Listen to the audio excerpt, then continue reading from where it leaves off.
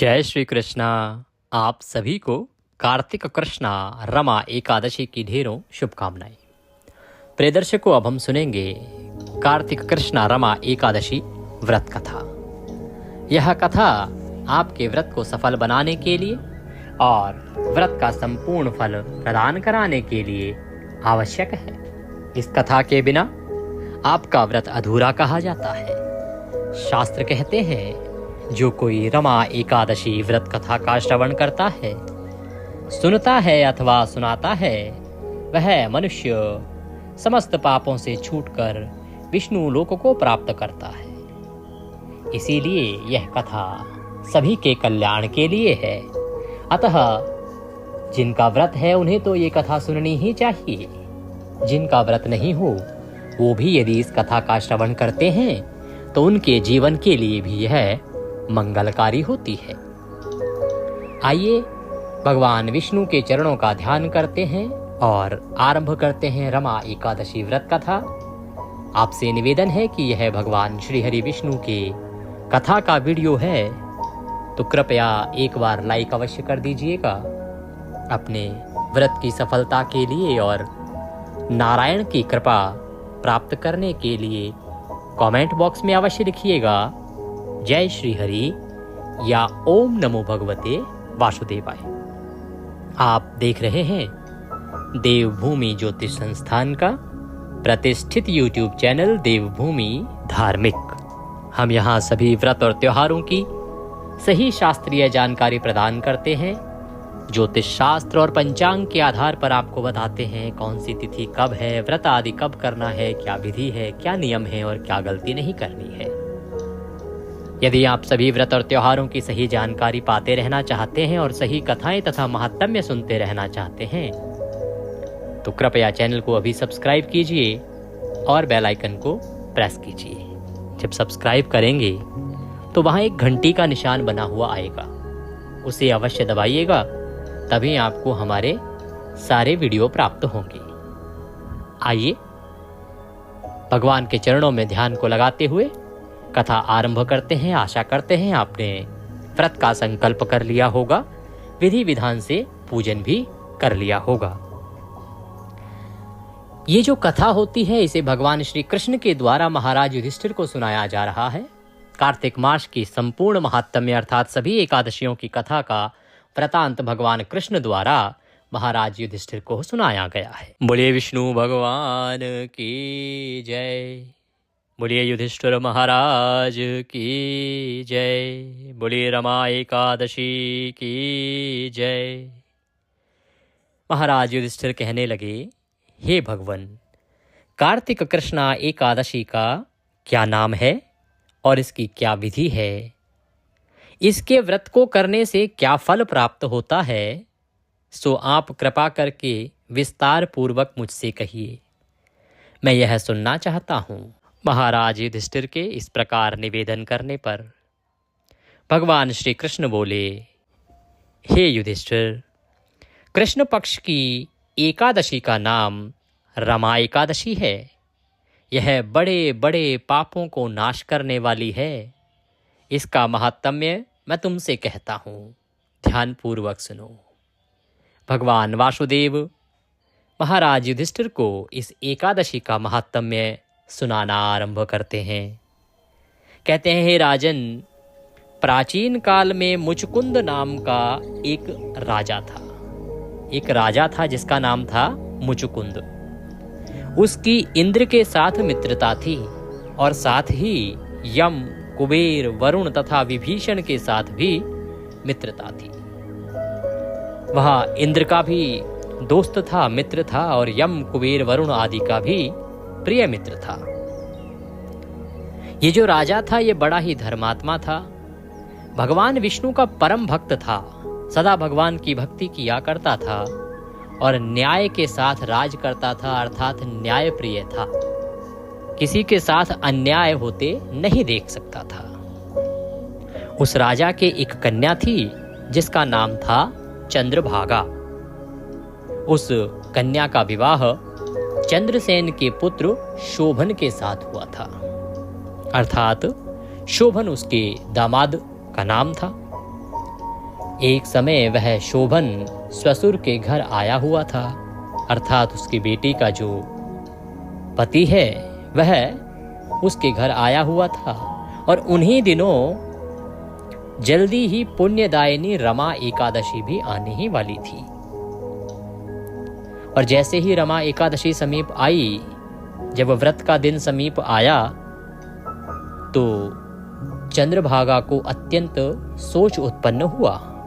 चंद्रभागा वह कन्या, जो राजा की कन्या, जिसका पति शोभन अभी ससुराल में रहने आया हुआ है, उस चंद्रभागा को अत्यंत ही सोच उत्पन्न हुआ, अर्थात वह सोच विचार में पड़ गई। वह सोचने लगी कि मेरे पति बहुत ही दुर्बल हैं और मेरे पिता की आज्ञा अति कठोर है। जो उसके पति थे वो बहुत ही कमजोर थे, अत्यंत दुर्बल थे, उनके लिए भूखा रहना संभव नहीं था। और वह विचार करती है कि उसके जो पिता हैं उनकी जो आज्ञा है वो अति कठोर है, क्योंकि दशमी को राजा ने ढोल बजवा कर सारे राज्य में यह घोषणा करवा दी कि एकादशी को भोजन कोई नहीं करेगा। उस राजा का यह नियम था कि उसके राज्य में कोई भी एकादशी को भोजन ग्रहण नहीं करता था, सभी व्रत रखते थे।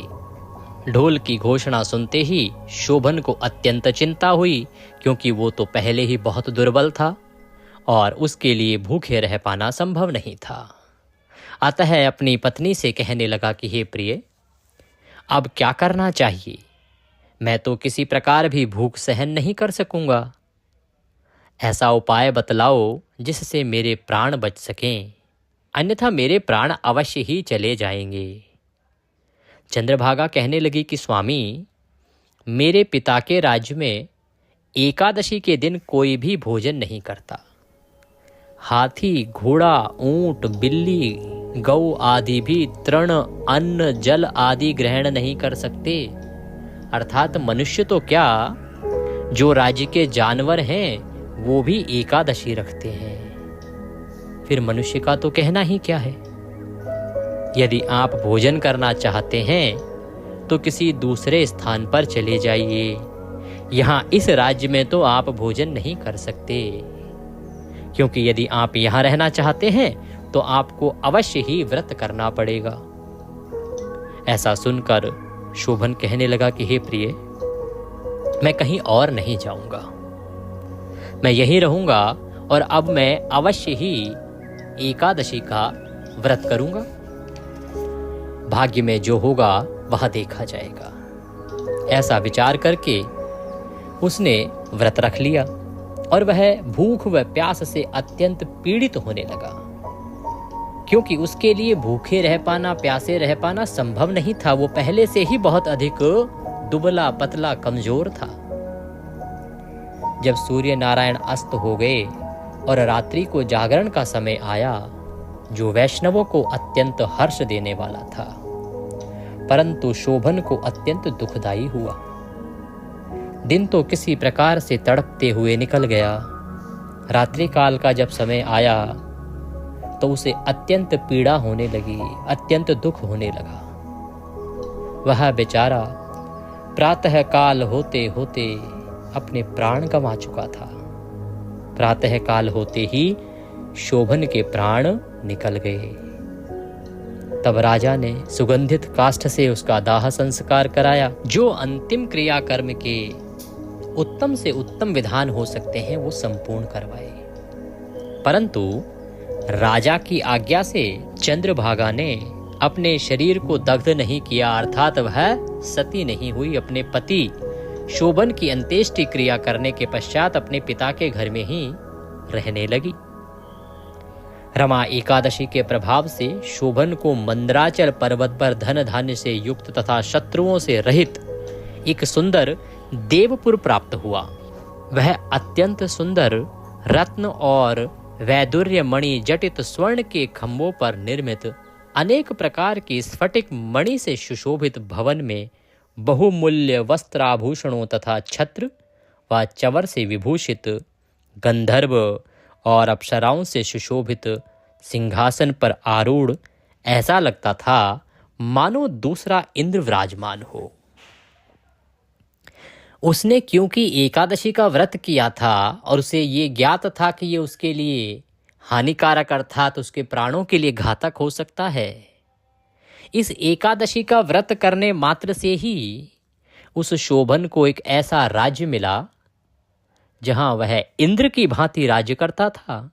उसके राज्य में सभी प्रकार के बड़े बड़े रत्न आभूषण आदि सुशोभित थे। एक समय आया कि मुचुकुंद के नगर में रहने वाला सोम शर्मा नाम का ब्राह्मण तीर्थ यात्रा करता हुआ घूमता घूमता उधर जा निकला और उसने शोभन को पहचान कर कि यह तो राजा का जमाई शोभन है, वह उसके निकट गया। तो इस प्रकार से एक समय ऐसा आया कि जो राजा मुचुकुंद थे, जिनकी पुत्री के साथ शोभन का विवाह हुआ था और जिनके राज्य में एकादशी के व्रत करने के कारण उसका देहांत हो गया था, उसी राज्य के राजा मुचुकुंद का एक तीर्थयात्री, एक निवासी जो है तीर्थ यात्रा करता करता उसी राज्य में पहुंच गया जहां मुचुकुंद एकादशी के प्रभाव से राजा बन के राज्य कर रहा था। और उसने पहचान लिया कि ये तो हमारे राजा का जमाई है, जिसकी मृत्यु हो गई थी एकादशी पर भोजन न मिलने के कारण। और वह सोम शर्मा नाम का ब्राह्मण शोभन के निकट गया। शोभन भी उसको पहचान गया और पहचान कर अपने आसन से उठकर उसके पास आया। प्रणाम आदि करके कुशल प्रश्न किया। ब्राह्मण ने कहा, राजा मुचुकुंद और आपकी पत्नी चंद्रभागा कुशल से हैं, नगर में भी सब कुशल हैं, परंतु हे राजन, हमको अत्यंत आश्चर्य हो रहा है। आप अपना वृतांत कहिए कि ऐसा सुंदर नगर जो कभी न देखा न सुना, आपको यह किस प्रकार से प्राप्त हुआ और आप तो मृत्यु को प्राप्त हो गए थे। तब भगवान विष्णु का ध्यान करते हुए शोभन बोला कि हे ब्राह्मण देव, कार्तिक कृष्णा रमा एकादशी का व्रत करने से मुझे यह नगर प्राप्त हुआ है, परंतु यह अस्थिर है। यह स्थिर हो जाए ऐसा कोई उपाय कीजिए। ब्राह्मण कहने लगा, हे राजन, यह स्थिर क्यों नहीं है और कैसे स्थिर हो सकता है, यह आप बतलाइए, मैं अवश्य वह उपाय करूंगा। मेरी इस बात को आप मिथ्या न समझिए। शोभन कहने लगा कि मैंने इस व्रत को श्रद्धा रहित होकर किया है। अर्थात जब शोभन ने यह व्रत किया था तो इस व्रत में उसकी कोई श्रद्धा नहीं थी, उसने तो एक मजबूरी में यह व्रत किया था। अतः यह सब कुछ अस्थिर है, तो उस पुण्य से मुझे मिल तो गया, परंतु यह स्थिर नहीं है। यदि आप मुचुकुंद की कन्या चंद्रभागा को यह सब वृतांत कहें तो यह स्थिर हो सकता है। ऐसा सुनकर उस श्रेष्ठ ब्राह्मण ने अपने नगर के लिए प्रस्थान किया। जब राजा ने उसे समझाया कि कैसे यह स्थिर हो सकता है, तो वह ब्राह्मण वहां से प्रणाम करके अपने राज्य के लिए लौटा और लौटकर चंद्रभागा से मिला तथा चंद्रभागा से मिलकर उसने सब वृतांत कहा कि कैसे वह उस राज्य में गया और क्या उसकी बातें हुई।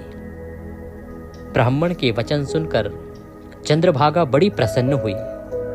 जैसे ही उसे ज्ञात हुआ कि उसके पतिदेव अभी भी एक राज्य में राज कर रहे हैं और वो इसी पृथ्वी पर हैं, वह प्रसन्नता के साथ ब्राह्मण से कहने लगी कि हे ब्राह्मण, यह सब बातें आपने प्रत्यक्ष में देखी या स्वप्न की बात कर रहे हैं? क्योंकि चंद्रभागा समझ नहीं पा रही थी कि जो ब्राह्मण देव बोल रहे हैं क्या ये सच है, क्या ऐसा हो सकता है क्या। तो ब्राह्मण कहने लगे कि हे पुत्री, मैंने महावन में तुम्हारे पति को प्रत्यक्ष देखा है, साथ ही किसी से विजय न हो ऐसे देवताओं के नगर के समान उनका नगर भी देखा है। उन्होंने यह भी कहा है कि यह स्थिर नहीं है, जिस प्रकार वह स्थिर रह सके सो उपाय करना चाहिए। चंद्रभागा कहने लगी, हे विप्र, तुम मुझको वहां ले चलो, मुझे पतिदेव के दर्शन की तीव्र लालसा हो रही है। मैं अपने किए हुए पुण्य से उस नगर को स्थिर बना दूंगी। आप ऐसा कार्य कीजिए जिससे उनका हमारा संयोग हो, क्योंकि वियोगी को मिला देना महान पुण्य है। सोम शर्मा यह बात सुनकर चंद्रभागा को साथ लेकर मंदराचल के पर्वत के समीप वामदेव ऋषि के आश्रम में गया। वामदेव ऋषि ने उनकी बात सुनकर वेद मंत्रों के उच्चारण से चंद्रभागा का अभिषेक किया। तब ऋषि के मंत्र के प्रभाव और एकादशी के व्रत से चंद्रभागा का शरीर दिव्य हो गया और वह दिव्य गति को प्राप्त हुई। इसके बाद वह बड़ी प्रसन्नता के साथ अपने पति के समीप गई। अपनी प्रिय पत्नी को आते देखकर शोभन अत्यंत प्रसन्न हुआ और उसको बुलाकर अपनी बाईं तरफ बिठाया। चंद्रभागा कहने लगी, हे प्राणनाथ, आप मेरे पुण्यों को ग्रहण कीजिए। अपने पिता के घर में जब मैं 8 वर्ष की थी तब से विधि पूर्वक एकादशी के व्रत को श्रद्धा पूर्वक करती आ रही हूं। इस पुण्य के प्रभाव से आपका यह नगर स्थिर हो जाएगा तथा समस्त कार्य पूर्ण होकर प्रलय के अंत तक रहेगा। इस प्रकार चंद्रभागा दिव्य रूप धारण कर तथा दिव्य आभूषणों और वस्त्रों से सुसज्जित होकर अपने पति के साथ रहने लगी। हे राजन, यह मैंने रमा एकादशी का महात्म्य कहा है। जो मनुष्य इस व्रत को करते हैं उनके ब्रह्म हत्या आदि समस्त पाप नष्ट हो जाते हैं। कृष्ण पक्ष और शुक्ल पक्ष दोनों की एकादशी समान है, इसमें भेदभाव नहीं करना चाहिए। जो दोनों को पढ़ते अथवा सुनते हैं, कथाओं का श्रवण कराते हैं या करते हैं, वे समस्त पापों से छूटकर विष्णु लोक को प्राप्त होते हैं। इति कार्तिक मास कृष्ण पक्ष रमा एकादशी व्रत कथायाम संपूर्ण।